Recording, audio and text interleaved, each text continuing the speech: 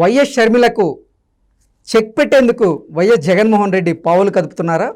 అందులో భాగంగానే వైఎస్ షర్మిల కడప నుంచి పోటీ చేస్తే ఆవిడకు పోటీగా వైఎస్ భారతీరెడ్డిని పోటీ చేయించే యోచనలో జగన్మోహన్ రెడ్డి ఉన్నాడా అంటే అవుననే సమాధానం ఇస్తున్నారు కొంతమంది రాజకీయ విశ్లేషకులు.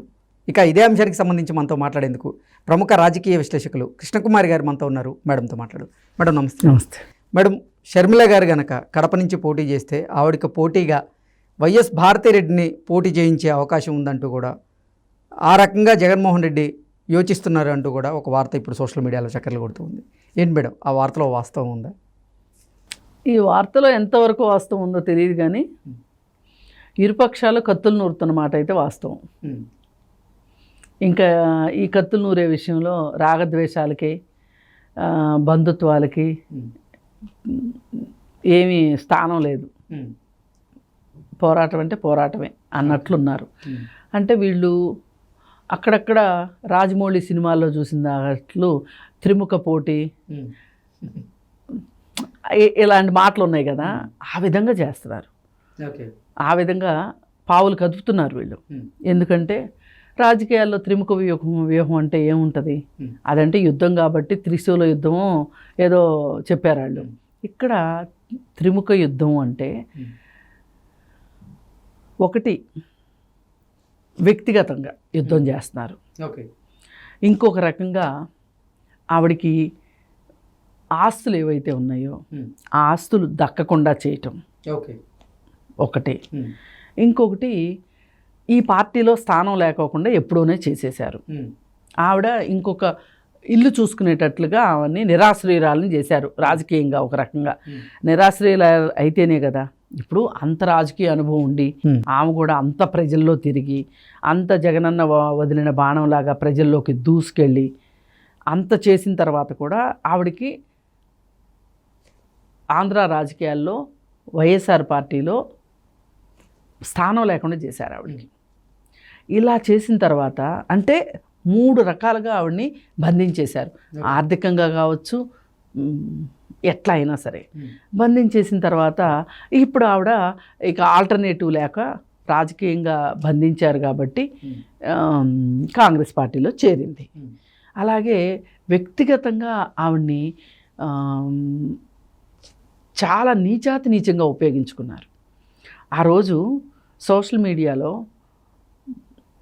తెలుగుదేశం పార్టీ సోషల్ మీడియా వాళ్ళు ఆవిడ మీద అవాకులు చవాకులు పేలుతున్నారని, ఆవిడ వ్యక్తిగత జీవితంలోకి తొంగి చూసేశారని, ఆవిడని వ్యక్తిగత ప్రతిష్టకు భంగం కలిగించేలాగా మాట్లాడుతున్నారు అని ఆవిడ చేత మానిన గాయాన్ని మళ్ళీ లేపి దానిలో కాస్త కారం వేసి ఆవిడ చేత హైదరాబాద్కు వచ్చి కంప్లైంట్ ఇచ్చేలాగా వ్యూహం చేశారు.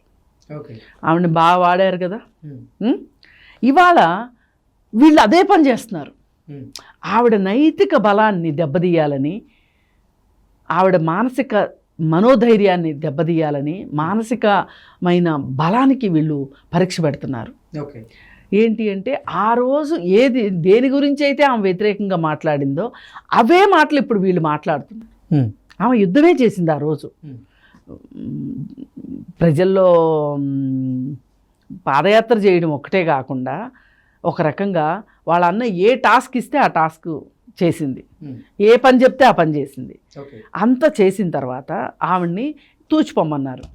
ఇంకా అవసరం లేదు, కూరలో కరివేపాకు అన్న వాల్యూ ఉంటుంది కానీ ఒక టిష్యూ పేపర్ లాగా తీసి పక్కన పడేశారు. తీసి పక్కన పడేస్తూ ఆవిడ ఆర్థికంగా ఆవిడ మూలాల్ని దెబ్బకొట్టాలని ఆవిడని ఆర్థికంగా బంధించారు. బంధించి ఇష్టారీతిని ఇట్లా చేస్తే ఆమె వచ్చి ఆ రాష్ట్రంలో ఉంటే మా బాబాయ్ గతే నాకు పట్టుద్దా అనే ఒక భయంలో పక్క రాష్ట్రంలో వచ్చి ఏదో పరువు కాపాడుకోవాలన్నట్లు పంతానికి ఆమె రాజకీయ పార్టీ పెట్టేటట్లు చేశారు వీళ్ళు.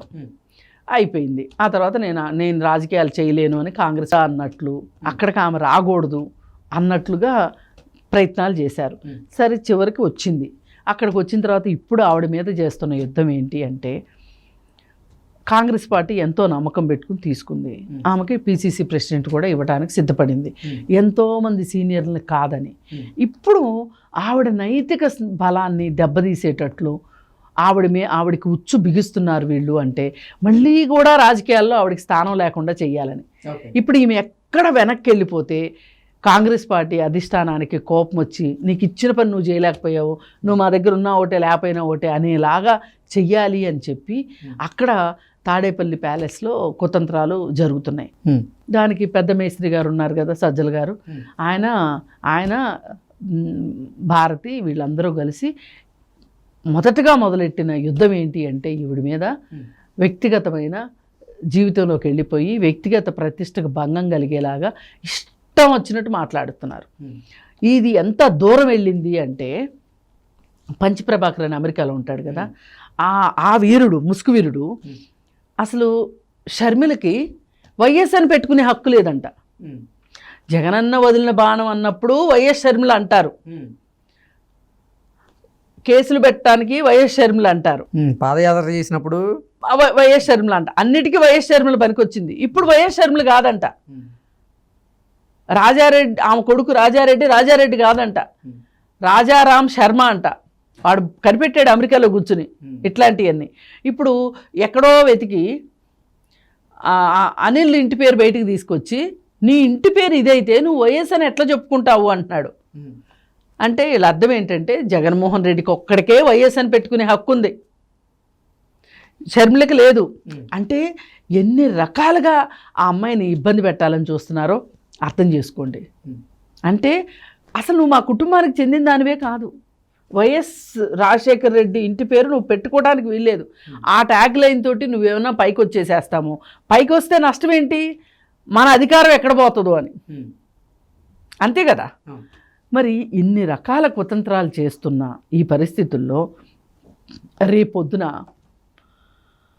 ఆమె మీద పోటీ చెయ్యరు అనడానికి మనకి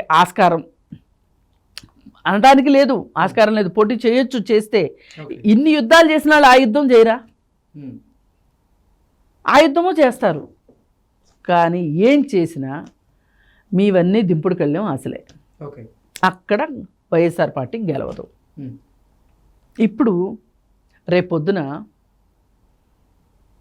ఒక పక్క ప్రభుత్వ వ్యతిరేక ఓటంతా చంద్రబాబు నాయుడు చీల్చుకుని తండ్రి మీద ప్రేమ ఉన్న పాత కాంగ్రెస్ నాయకులు, ఇప్పుడు ప్రస్తుతం ఉన్న కాంగ్రెస్ నాయకులు అందరూ షర్మిల వైపుకి వచ్చేస్తే ఇక్కడ ఒంటరి అయ్యేది జగన్మోహన్ రెడ్డి.